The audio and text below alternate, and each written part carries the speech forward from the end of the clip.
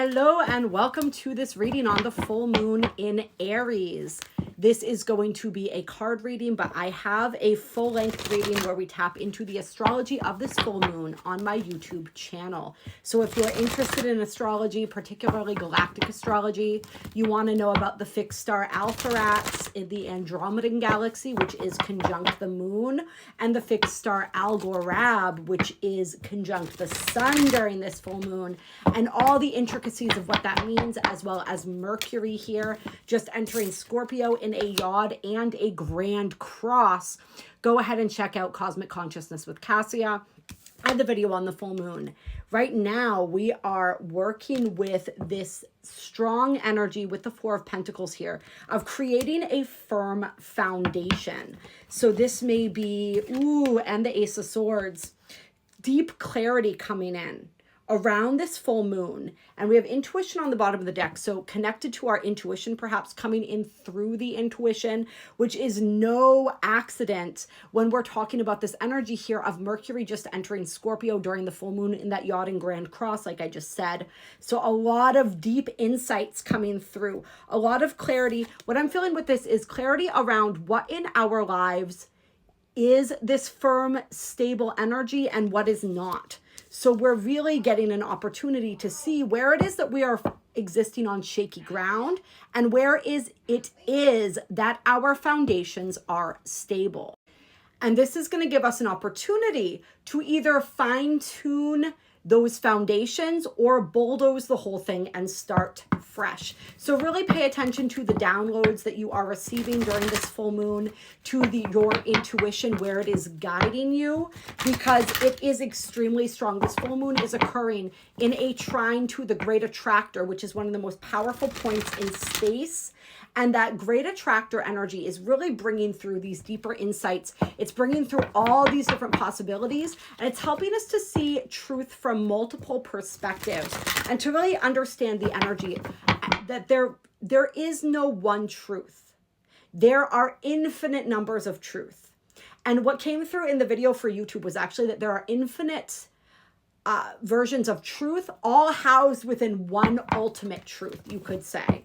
So deeper levels of truth being discovered during this full moon.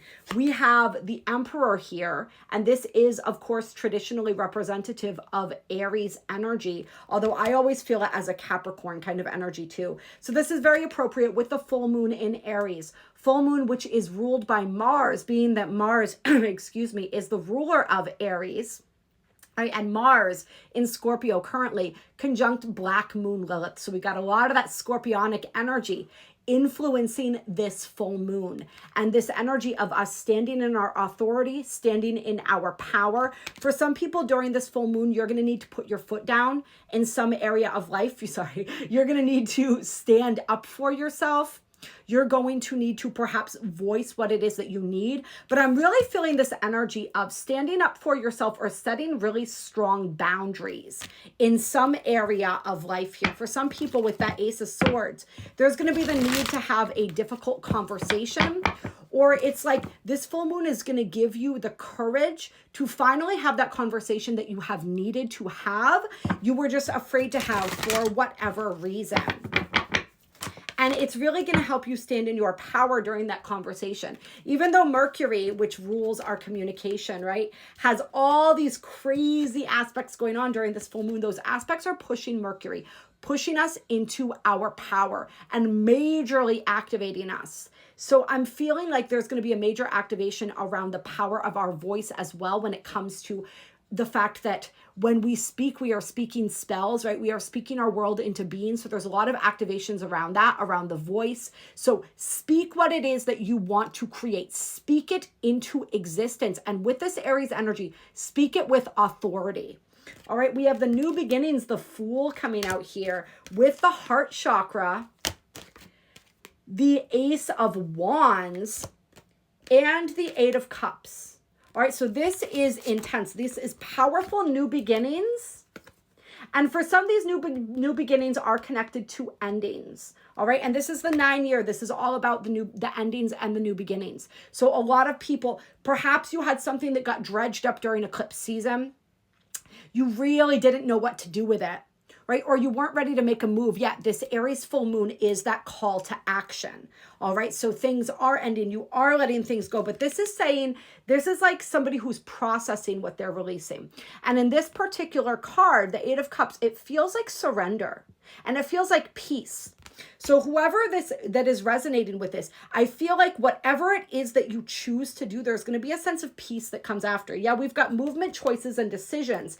And then also the Ace of Pentacles. Like, you cannot make this shit up. All right. We have 3 aces in one reading. That is, and the Fool. This is new beginnings galore. Okay, so there's this energy here of really getting to that decision point where you make the choice, you make the action, you have the conversation, you do the damn thing. And on the other side of that, there's all this fresh energy that comes in. So this is absolutely gorgeous. This is an opening up, an activation of that heart chakra. And we've got a lot of action going on with 3i Atlas right now as well. We just did a channeling into that on YouTube the other day. It was really, really powerful. Also assisting with that heart awakening. So just beautiful, beautiful activations and awakenings here. Whatever these choices are, whatever it is that you're choosing to release, I feel a great sense of peace and relief coming through here. Like when you finally make that choice or that decision to let it go, to release it, there is this, it might have been causing you a lot of anxiety. So I feel like for some people, it's like the letting go. It's just the not having to deal with the anxiety of whatever this choice or decision was, just creates this huge respite for you. For others, it's that energy of finally just, well, I guess it's the same thing, right? Just finally allowing yourself to surrender it. For some of you, it's like finally allowing yourself to feel the things that you needed to feel so that you can move beyond them. It's just a really beautiful, powerful energy that we have going on with this full moon. I have to say as well, for some people, that there is definitely love coming in here. So there could be new beginnings when it comes to love, when it comes to relationships, particularly with the sun in the sign of Libra right now. And we are going to be, it's so weird. I keep thinking about the new moon in Libra as being conjunct the supergalactic center, which is around 2 degrees of Libra, 222 Libra. It's actually conjunct the Shapley attractor, which is 2 degrees of Scorpio, but also spans the final degrees of Libra. And I think it's because new moons a lot of times have been happening at the beginning of the month. Like now we're I think it was the black moon that kind of threw it off. So now we're at the end of the month here. So the new moons are happening in the later degrees instead of the earlier degrees. So I think that's why I keep thinking it. But I think it's also because that 29th anaretic degree of Libra, we're still within that sign of partnership, the 7th house, relationship, commitment. And so there are major themes of that. So some of the Shapley attractors energy of empowerment, of power dynamics, exploring those concepts could be applied to relationships for many here. If there is a relationship or any type of area where you need to take your power back, this is the full moon to do it. Where you need to take a risk, all right? This energy is all about taking risks.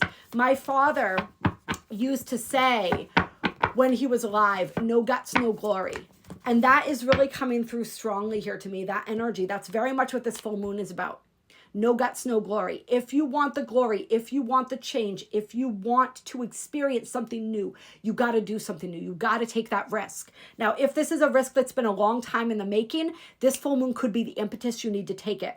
If it's something else that just comes in out of left field, maybe wait it out. Don't capitalize on this energy to take action because it could just be a random impulse. Aries energy can be reckless and impulsive. So long-term thing that you just haven't had the courage to pull the trigger on, go ahead and do it. Something new that just pops in, take note, because especially with Mars conjunct Black Moon Lilith and Scorpio as well, there's a lot of intensity here. Our passions, our desires are going to become more clear to us and take center stage. So we want to acknowledge those. But if it's something new within our shadow that's coming up to the surface, we want to process it before we act on it.